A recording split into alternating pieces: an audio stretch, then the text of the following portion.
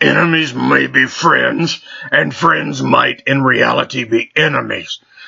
I hate that. When you live in a world filled with duplicitous and vindictive gods and goddesses, nothing is as it appears. Right, Hecate Bishop?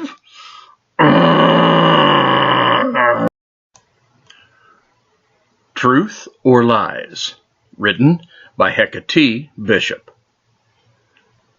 The full moon was in a couple of days, and everything for the spell was all in order. Well, all except for my head. What Xavier had said, I couldn't shake. He had to be lying, and I was so angry. Who the hell did he think he was, coming at me like that? He didn't even know me. Was he in with those demons, and was that why he was going out of his way to speak to me? There was no way Nath was tricking me. I would know if she was trying to take over my body, to kill me, and use me as a vessel. I wasn't just a witch, I had goddess powers. My father a fallen archangel. I was strong. I was magic. How could I not know when there's another dark magic being used against me? Know, and be able to feel her presence attached to me. But the more I thought about it, the more it didn't surprise me. The Egyptian gods were a ruthless bunch. Souls and death were their game. Then I thought of one particular god who, if it was true, he just sat back and let me walk off to my death. He knew who she was and never said anything to me. He had to have known what her plans were, and he didn't care. I must have been nothing but a joke to him, entertainment and a possession, until he was tired. And then I was to be disposed of, given to his mother for her sick games. I blinked back tears of anger. I wasn't hurt. I was over that a long time ago. My concern was Nath. Was she using me? Could it be true? Was Nath tricking me and going to transfer her soul into my body, then kill my soul? She still wasn't straight with me on how her body would appear. I need to find the truth. Looking out into the ocean as all those thoughts were flooding my brain, I suddenly felt a sharp pain in my head, lowered my face into my palms, and began to rub at my temples. All my thoughts began to fade. I was taking a few deep breaths to ease the pain, when suddenly Nath leaped onto the table beside me and let out a low, rumbling meow. I lifted my head and gave her a small smile. Her voice, loud and clear in my head, almost as if she was getting stronger.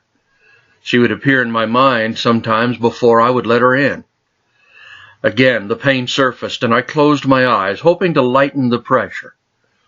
My eyes opened to find Nath on my lap. Our eyes met, and somehow all the pressure, pain, and questions faded away. The cat purred and rubbed her head against my hand. A smile tugged my lips, and I brushed my fingers through her soft white fur. Pet, what worries you? I can feel your distress. What concerns your pretty mind? I could feel her trying to push through my thoughts, and my magic instantly reacted, putting up a shield. The sound of a low growl came from the cat. I raised a quizzical brow at her, and my finger scratched behind her ear. Oh, there's nothing wrong. I'm just a little tired. The spell has taken more out of me than normal. Transferring a soul to an object is no easy spell, and I suppose it's draining me. I'm still a new witch and learning my magic as I go along. Learning all about spells and witchcraft and who I was all on my own, it was just not an easy task. You lie to me, pet. I know you think of a male, one that has put questions in your head. I demand to know what they are.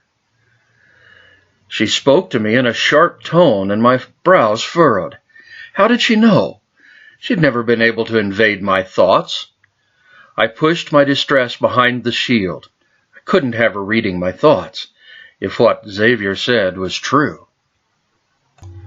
I lifted her in my arms and nuzzled her wet nose against mine. I needed to show her that everything was fine. Nath, you have no need to fret. There is no mail and there aren't any concerns you need to worry about. The spell is ready. We have all we need. In 2 days on the full moon, you will be human again. A bad energy flowed through me as I said those words. Nath purred, her claws softly digging into my chest as I cradled her in my arms. No distractions with useless males. All you need is me. I'm the only one you can trust. I'm the only one who has truly cared for you. When she said that, it didn't sit well with me, but I just smiled and agreed.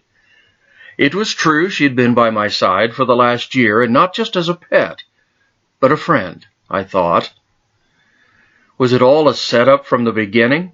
All of it lies? There were so many questions that I had and needed to get answered before the full moon.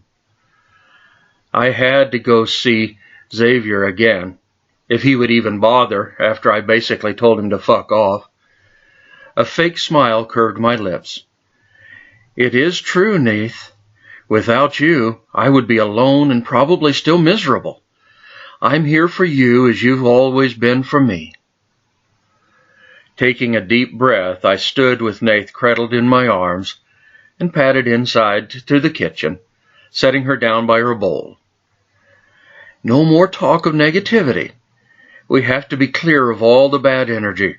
All will be well in just a couple of days. Now, eat, and I'll be in my room resting if you need me. I only hoped I would have a moment to get away from Nath and go see Xavier before the full moon.